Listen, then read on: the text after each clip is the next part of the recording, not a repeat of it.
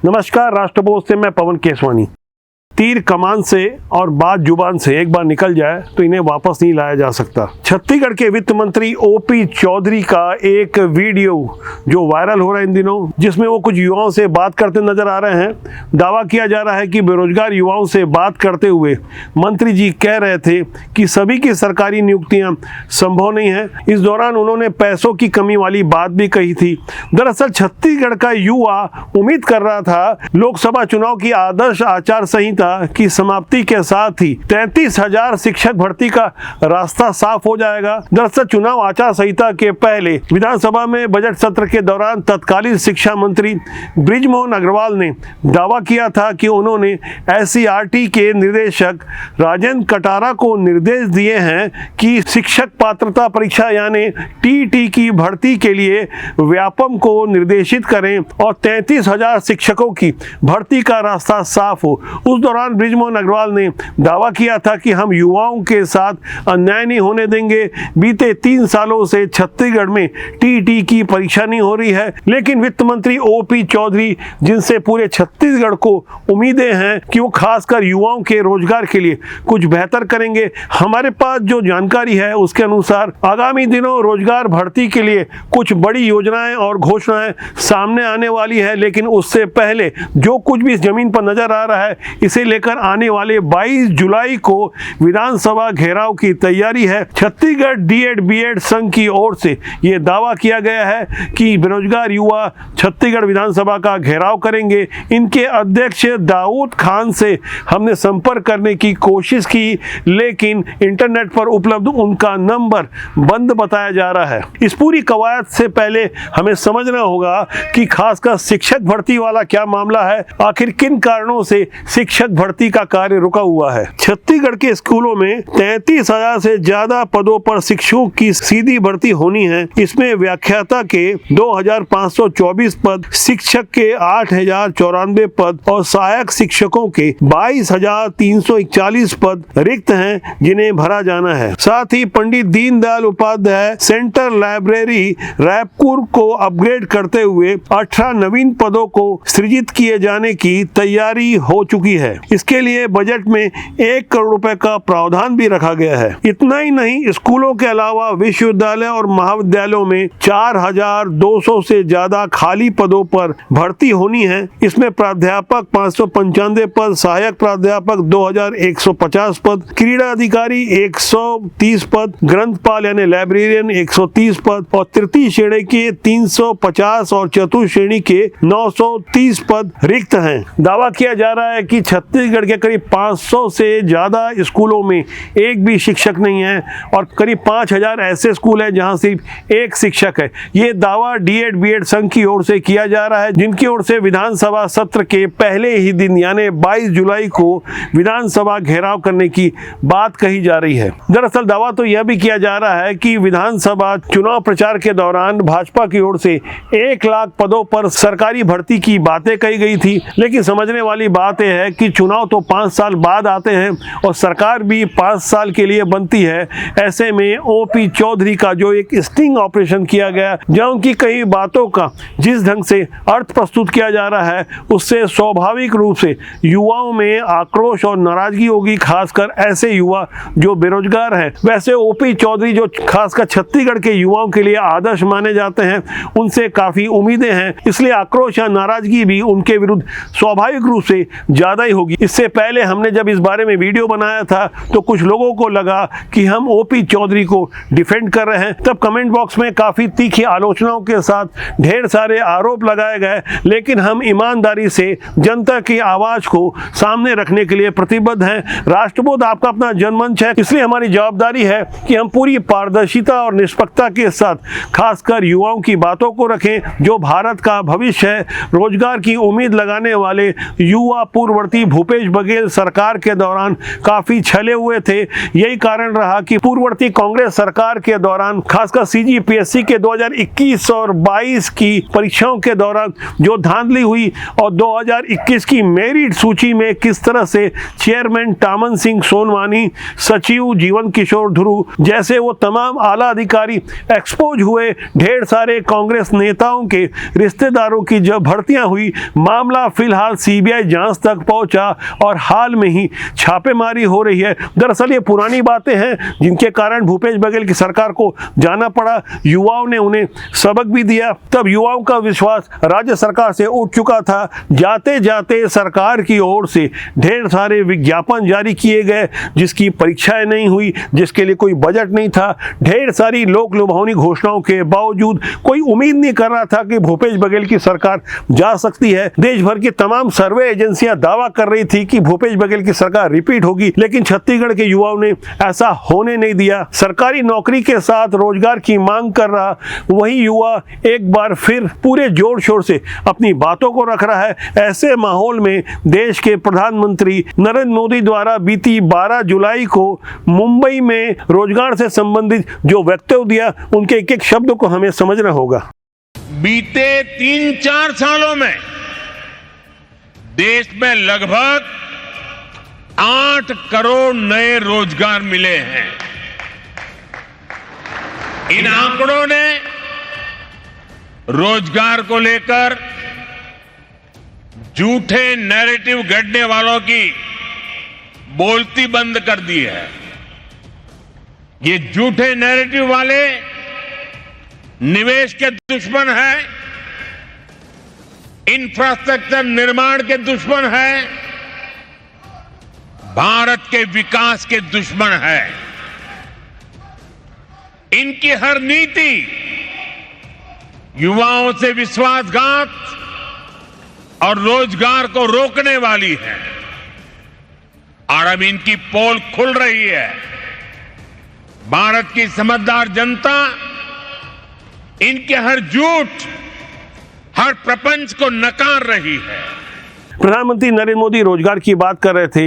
इसे सरकारी नौकरी से जोड़कर देखना सही नहीं है। वैसे यहाँ गहराई से समझना होगा, सरकारी नौकरी तो हर कोई करना चाहता है, लेकिन अपने बच्चों को सरकारी स्कूलों में भर्ती नहीं करवाना चाहता। ऐसा क्यों होता है, इसे आप अच्छी तरह समझ सकते हैं कि सरकारी तंत्र कैसे काम करता है और इन्हीं सरकारों से उम्मीद करने वाले युवाओं की उम्मीद है कि उन्हें सरकारी नौकरी मिले। 25 मई 2014 से जब से मोदी सरकार बनी है, बीते 10 सालों में रोजगार के लिए ढेर सारी कोशिशें की गई। आजादी के बाद पहली बार कौशल विकास मंत्रालय के अलावा मुद्रा बैंक जैसी कई योजनाओं को सामने रखा गया। बावजूद इसके जब ऐसी योजनाएं नाकाफी लगने लगी तो सोशल मीडिया के दौर में अर्थ का अनर्थ निकालने में भी देरी नहीं की जाती। ऐसा ही हुआ था फरवरी 2019 में जब पीएम नरेंद्र मोदी जी न्यूज के पत्रकार सुधीर चौधरी से बात करते हुए ये समझाने की कोशिश कर रहे थे कि उनके 5 साल के कार्यकाल में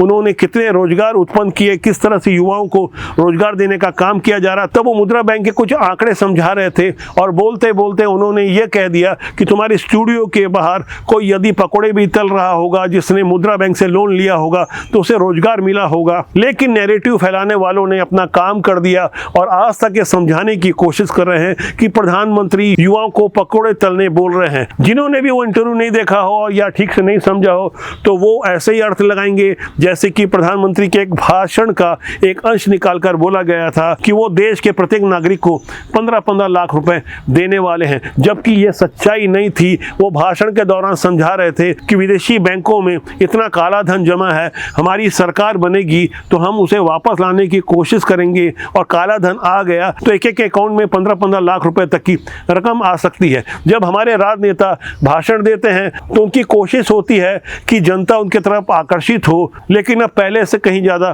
समझदार हो चुकी जनता भाषण के अर्थ को भी समझती है, नेता को भी समझती है, नेतागिरी को भी समझती है। अब नेताओं की गोल गोल बातें भी जल्दी एक्सपोज हो जाती है। जब हम आज बात छत्तीसगढ़ के बेरोजगार युवाओं की कर रहे हैं तो हमें गहराई से समझना होगा कि किस तरह सिस्टम में बैठे हुए लोग बेईमानी करते हैं। डंके की चोट पर दशकों से करते रहे। तब सोशल मीडिया का दौर दौर नहीं था तो इस तरह से जमीनी सच्चाई निकलकर सामने नहीं आती। आज लंबी पत्रकारिता के दौरान मुझे कुछ पुराने बुजुर्ग अधिकारी जो कुछ रिटायर्ड भी हो चुके हैं तो आज बड़ी साफगोई के साथ स्वीकार करते हैं कि वो सरकारी अधिकारी बने इसलिए थे क्योंकि उनके पिता या रिश्तेदारों का तगड़ा जुगाड़ था। क्योंकि बदले हुए हालात में जुगाड़ वाला खेल बंद हो चुका है, बावजूद इसके छत्तीसगढ़ में बीते 2-3 सालों में जमकर जुगाड़ का खेल चलता रहा। इसी जुगाड़ वाले खेल को पहले तो युवाओं ने समझा, राजनेताओं ने समझा, इसे विधानसभा में एक बड़ा मुद्दा भी बनाया गया। आज हमें फिर एक बार वो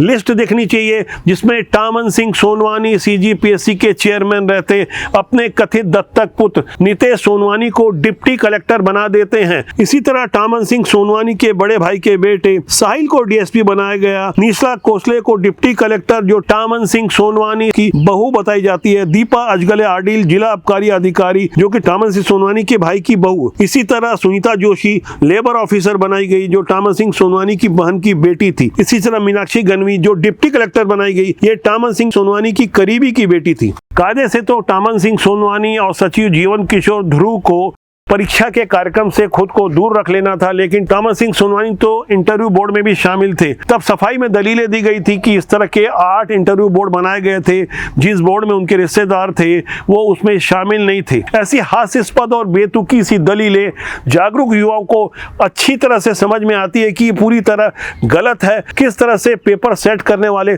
पूरे सिस्टम को सेट कर देते हैं और अपने नाते रिश्तेदारों को सेट कर देते हैं। वो पूरी सूची आज भी छत्तीसगढ़ के युवाओं के आंखों के सामने है कि किस तरह से पूरा सिस्टम छत्तीसगढ़ के प्रतिभा संपन्न युवाओं के अरमानों का गला घोट रहा था। बरसों तक जिन्होंने मेहनत की, तपस्या की, लेकिन सब कुछ भाई भतीजावाद के भेंट चढ़ गया। यह सूची जो आप अपनी स्क्रीन में देख रहे हैं, टामन सिंह सोनवानी के अलावा सचिव जीवन किशोर ध्रुव के बेटे को भी डिप्टी कलेक्टर बनाया गया था जिसका नाम सुमित ध्रुव है। ये छत्तीसगढ़ के डिप्टी कलेक्टर हैं। नेहा खलको, निखिल खलको, ये दोनों डिप्टी कलेक्टर बनाए गए जो राज्यपाल के सचिव रहे। अमृत खलको के बेटा बेटी हैं। इसी तरह साक्षी ध्रुव, प्रज्ञा नायक, प्रखर नायक, अनन्या अग्रवाल, शशांक गोयल, भूमिका कटियार, खुशबू बिजौरा, स्वर्णिम शुक्ला, राजेंद्र कौशिक जैसे वो तमाम नाम हैं जिन पर स्वाभाविक रूप से ऐतराज रहा। लेकिन यह समझना होगा इन सब ऐतराज के बाद जो आक्रोश पनपा सड़कों में युवा निकल कर रहा है, उसके बाद पुरानी भूपेश बघेल सरकार की रुखसती भी युवाओं ने तय कर ली। यहाँ गौर करने वाली बात यह है कि भारत की 70% से ज्यादा आबादी 35 साल से कम आयु की है। भारत युवाओं का देश है। फौरन क्रिया की प्रतिक्रिया भी आती है। अब जब छत्तीसगढ़ में नई सरकार बनी है तो नई जवाबदारी भी सामने आई है। उम्मीद की जा रही थी कि सरकार बनते ही नियुक्तियां शुरू हो जाए। युवाओं का अधीर होना भी स्वाभाविक है, लेकिन यहाँ गहराई से समझना होगा कि जब से सरकार बनी तो लोकसभा चुनाव की तैयारियों में नई सरकार लग गई और उसके बाद जिस तरह से फरवरी 2024 में बजट सत्र के दौरान बृजमोहन अग्रवाल की एक घोषणा आती है, तब तो लग रहा था कि हफ्ते 2 हफ्ते में नियुक्तियां शुरू हो जाएगी। लेकिन आचार संहिता के बाद यानी 4 जून के बाद उम्मीद की जा रही थी कि जैसे ही आचार संहिता समाप्त होगी तब कुछ बड़ा ऐलान होगा, लेकिन ऐसा हुआ तो नहीं। हाँ, इतना जरूर हुआ कि पूर्ववर्ती सरकार द्वारा जो परीक्षाएं रोकी गई थी, जो भर्ती प्रक्रिया रुकी हुई थी, उसके लिए परीक्षा के साथ नियुक्तियों की तैयारी हो चुकी है। छत्तीसगढ़ के युवाओं का यह तर्क है कि पूर्ववर्ती सरकार ने घोषणा की थी तो नई सरकार की ओर से नई घोषणाएं क्यों नहीं की जा रही है।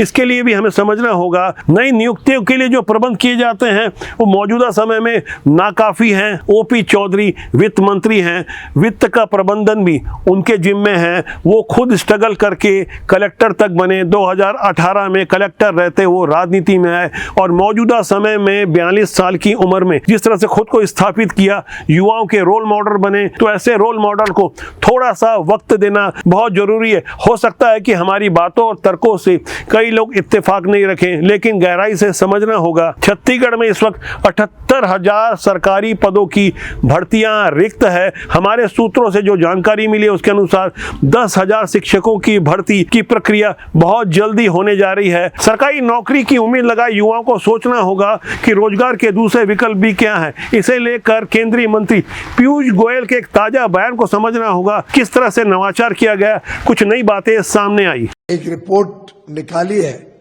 जो बताती है कि 12.5 करोड़ नए रोजगार उपलब्ध कराए गए हैं 2014 से 23 के बीच 9 वर्ष के भीतर। और इसके सामने अगर 2004 से 14 10 वर्ष के आंकड़े देखें तो मात्र 2 करोड़ 90 लाख रोजगार के अवसर यूपीए कांग्रेस के शासन में 10 वर्ष में उपलब्ध कराए गए थे। इसमें एक और बहुत ही दिलचस्प आंकड़ा है, वो है एमएसएमईज का। सूक्ष्म, लघु और मध्यम उद्योग में 4 जुलाई के दिन लगभग 4 करोड़ 68 लाख एमएसएमई यूनिट्स थे, जो 20 करोड़ 19 लाख लोगों को नौकरी उपलब्ध कराते हैं। ये दर्शाता है, और ये आंकड़ा काफी बड़ा वृद्धि पिछले 10 वर्षों में दिखा रहा है। छत्तीसगढ़ के युवाओं को समर्पित यह विश्लेषण आज कैसा लगा, इस पर कमेंट सेक्शन में जाकर जरूर लिखिएगा। राजबोध आपका अपना जनमंच है। मेरा आपसे आग्रह है कि आप लगातार हमारे साथ बने रहें, चैनल को देखें, लाइक करें, शेयर करें, सब्सक्राइब करें। बहुत जल्दी आपसे फिर मुलाकात होगी। नमस्कार।